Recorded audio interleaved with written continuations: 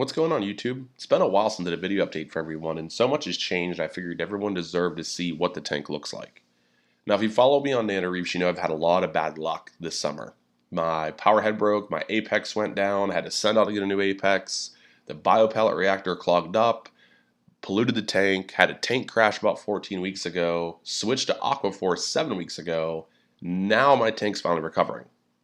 The growth has been good. The coloration is outstanding. Now, most of my SPS unfortunately died off except for my Monties, which are now finally coming back. But the LPS, the softies, the zoanthids, are doing amazing.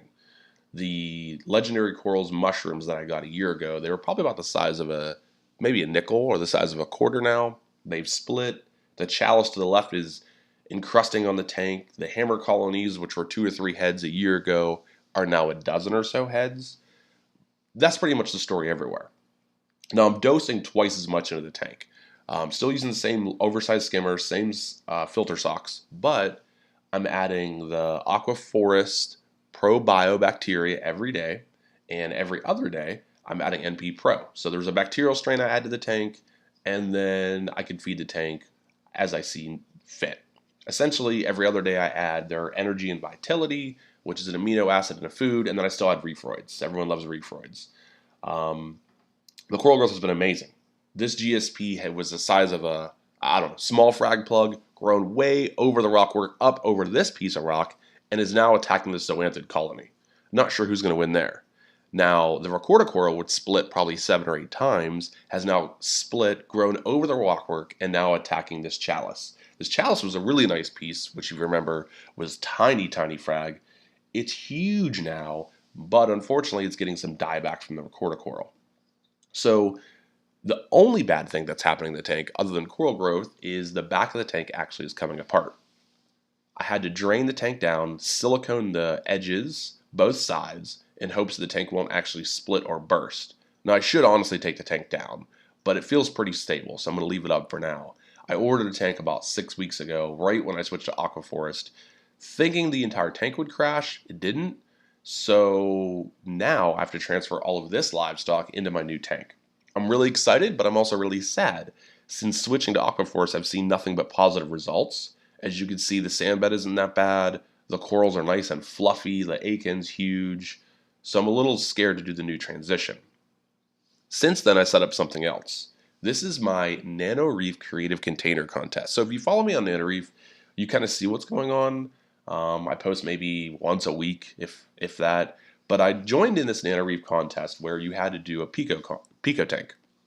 This is a flower vase. It's 2.7 gallons exactly, and there's no means of filtration. You just use a power head and a heater.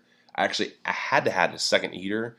The tank's next to my door, so there's a lot of cold air that gets kind of blown around the tank, and it was hard to keep temperature swings stable, so I had to add a bigger heater. But the tank's really, really neat. There's no fish, no inverts. Really can't have any with a tank this size. All you're doing is water changes to rely on the tank not exploding full of hair algae or any other nuisance.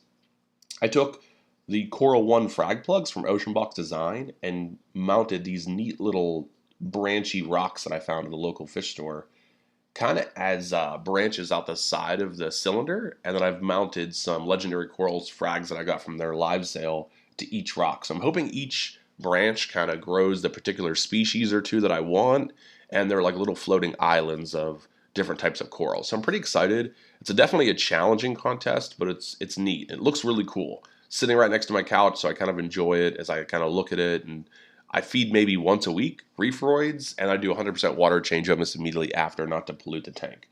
Can't do too much with it, or the nitrates and phosphates will shoot to the roof, and there'll be hair algae and all kind of other bad things going on. But that's it. Simple light I got from Amazon. There's some rules of the contest, so I had to stick within their parameters, but it's pretty cool tank. That pretty much does it for what's going on. I'll do an updated video as the new tank gets here and maybe do some plumbing videos to show you how I do the entire transition. I probably should do an Aquaforest update too, tell you a little bit more about the products and kind of what I'm doing, what my routine is. But until then, if you have any questions, send me a message. Hopefully everyone's tanks are thriving just as well. With winter, can't order too much, but keep reefing and let me know if you have any questions.